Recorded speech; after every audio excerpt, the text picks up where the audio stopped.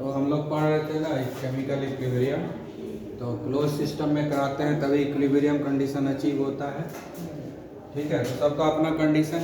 जैसे calcium carbonate को close container में 1073 केल्विन पर हीट करते हैं, तब ये कैल्शियम ऑक्साइड और कार्बन डाइऑक्साइड बनता है, और उसी टेम्परेचर पर वापस ये दोनों रिएक्ट करके ये भी बनता है।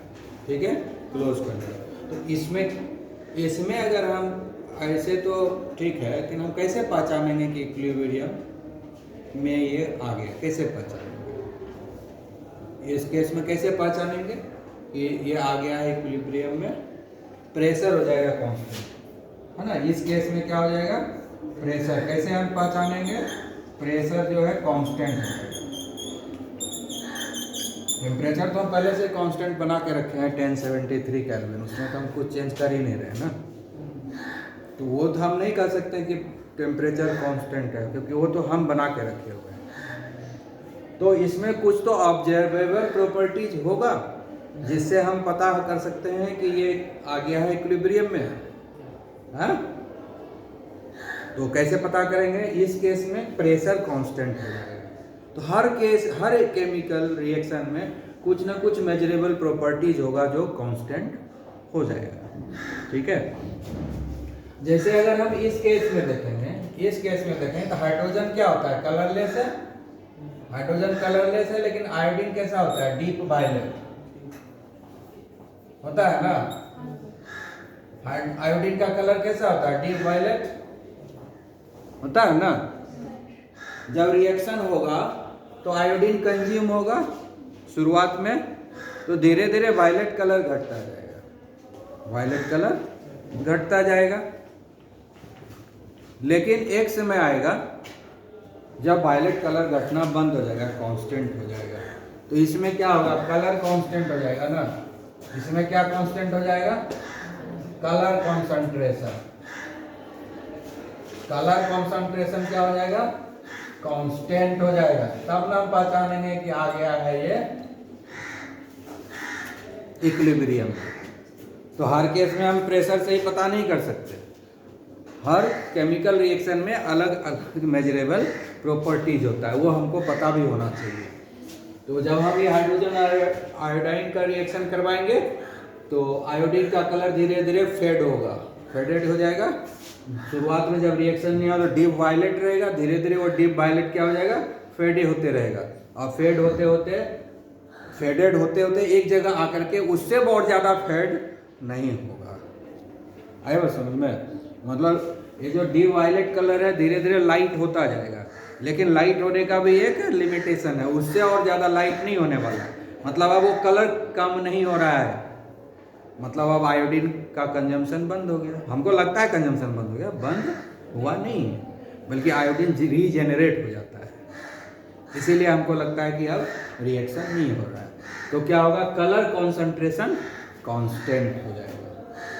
तो इसमें मेजरेबल प्रॉपर्टीज हो गया कलर कॉन्सेंट्रेशन, इसमें प्रॉपर्टीज हो गया प्रेशर। ठीक है, अब अगर इसको हम कराएंगे क्लोज कंटेनर में, नाइट्रोजन कलरलेस होता है, हाइड्रोजन भी कलरलेस होता है, और अमोनिया भी कलरलेस होता है। ठीक है, इसमें तो कुछ ऐसा है ही नहीं, कलर से तो हम पता नहीं सकते कि सब के सब कलरलेस है।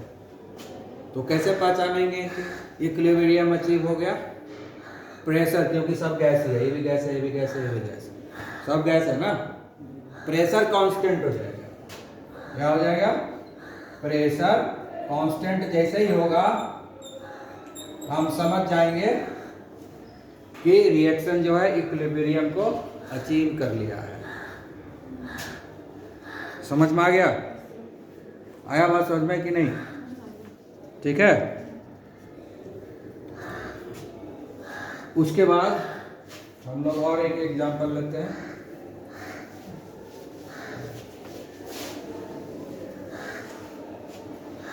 जितना भी रिएक्शन करा रहे हैं सब में टेम्परेचर कांस्टेंट है, ये बात को याद रखना। इसलिए उस चीज को हम मेजरेबल प्रॉपर्टीज में नहीं रखेंगे, टेम्परेचर को मेजरेबल प्रॉपर्टीज में नहीं रखेंगे, क्योंकि वो हम मेंटेन करते हैं। ठीक है ना। इसलिए उसको हम नहीं मानेंगे, वो तो कांस्टेंट रहेगा ही, क्योंकि हम कांस्टेंट उसको बनाकर रखे हुए हैं। जिसको हम कांस्टेंट बना नहीं रहे अपने आप हो जाता है, वो ना मेजरेबल प्रॉपर्टीज हुआ। ठीक है, तो अब हम लोग जो है इसको हम लोग स्टडी करते हैं। ठीक है, ये कलरलेस होता है, कलरलेस होता है, और ये ब्राउन होगा, NO2 रेडिश ब्राउन होगा। ये क्या है? Reddish brown.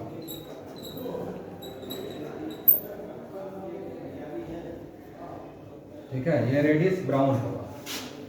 ठीक है,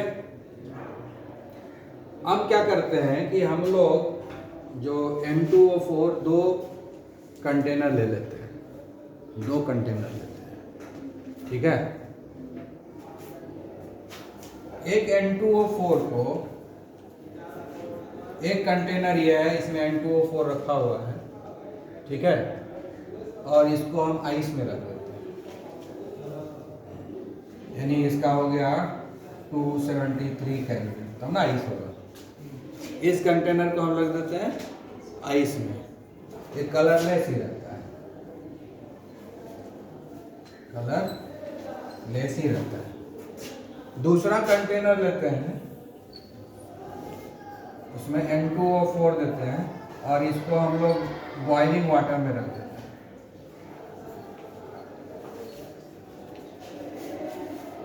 बॉइलिंग वाटर मतलब टेम्परेचर क्या हो गया? 100 डिग्री सेल्सियस, हाँ, तो हो जाएगा 373 केल्विन।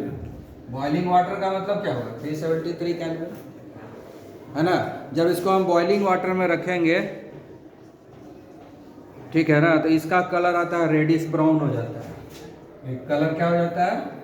Reddish brown. ठीक है, आया बात समझ में? क्योंकि रेडिश ब्राउन क्यों हो जाता है? ये जो है ना कन्वर्ट हो जाता है NO2 में, मोस्टली NO2 में, बहुत कम रहता है। मतलब ये एक तरह से समझो तो इरिवर्सिबल हो गया। जब हम इसको 373 केल्विन पर रिएक्शन करा रहे हैं तो ऑलमोस्ट इरिवर्सिबल है, 99% N2O4 NO2 में कन्वर्ट हो गया, इसीलिए रेडिश ब्राउन हो गया। यहाँ देखो N2O4 है, इसको हम लोग 0 डिग्री सेल्सियस पे रखे हैं, आइस में रख दिए हैं, तो कलरलेस ही रह गया। जितना देर भी रखो कलरलेस ही रहेगा, कोई रिएक्शन हुआ ही नहीं। ठीक है ना, कोई रिएक्शन हुआ नहीं, डिकम्पोजिशन नहीं हो रहा है N2O4 का। N2O4 का NO2 में डिकम्पोजिशन हुआ ही नहीं है, कुछ भी नहीं हुआ है, इसलिए कलरलेस ही रह गया। और हुआ भी होगा तो हल्का फुल्का हुआ होगा, जो पता भी नहीं चलता है ना, नेग्लिजिबल अमाउंट में। और यहाँ पर क्या हो गया? N2O4 99.9% हो गया। बॉइलिंग वाटर में कंटेनर को ले जाके रख दिया, हीट नहीं करना है, इसको आइस में रखना है, kept in ice, kept in boiling water. Container को रखना है, ठीक है, kept in boiling water, boiling water में रखें। समझ गए? तो बॉइलिंग वाटर में रखे हैं तो इसका जो है बहुत ज़्यादा डिकम्पोजिशन हुआ, तो एकदम रेडिश ब्राउन हो गया पूरा। ठीक है, आ गया समझ में? अब हम लोग क्या करेंगे, हम जो है नॉर्मल रूम टेम्परेचर पे रखेंगे। अब क्या करेंगे? रूम टेम्परेचर किसको मानते हैं? 25 डिग्री सेल्सियस। ठीक है, अब कंटेनर को हम लोग, और जैसे ये है ना, ये दोनों को निकाल दो, ये दोनों को अब रख देंगे। एक में कलरलेस है, एक में कलरलेस है, दूसरे में रेडिश ब्राउन हो गया, है ना।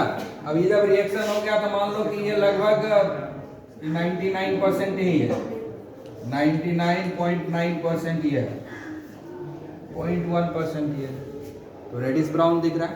अब ये दोनों कंटेनर को उठाएंगे, रूम टेम्परेचर पर रख देंगे, दोनों ही कंटेनर। अब दोनों कंटेनर को एक आसपास में रख देंगे। ठीक है, आगे बात समझ में। दोनों कंटेनर, एक में था N2O4 और इसमें तो ज्यादा था NO2, है ना। ये कैसा है कलरलेस, और ये कैसा है, दोनों को हम लोग रख दिए एक कंटेनर में, पानी इसमें दे दिए, हाँ, मेंटेन कर दिया 25 डिग्री सेल्सियस और 298 केल्विन। ठीक है ना। नॉर्मल वाटर, ये क्या है, नॉर्मल वाटर जो हम लोग पीते रहते हैं। ठीक है, नॉर्मल वाटर मतलब 25 डिग्री सेल्सियस, इसी को रूम टेम्परेचर भी बोलते हैं। Ideal room temperature 25।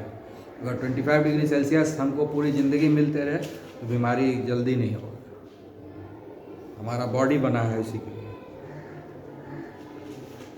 ठीक है ना, आई बात समझ में। तो 25 डिग्री सेल्सियस पे वाटर है, उसमें दोनों को डुबा दिए, दोनों का कलर पेल येलो हो जाएगा। पेल येलो ना लिखा है क्या, ना पेल ब्राउन होगा। ये भी दोनों, समझ गए। ये कलरलेस था, यानी अब एप्रिसिएबल क्वांटिटी में हो गया। N2O4 का है, साथ में NO2 भी हो गया। इसमें NO2 तो है ही, NO2 आपस में जुड़ करके N2O4 बन गया, रिवर्सिबल रिएक्शन हो गया। यानी रिवर्सिबल रिएक्शन यहाँ हो रहा है, यहाँ पर ये दोनों इरिवर्सिबल है और यहाँ रिवर्सिबल हो रहा है।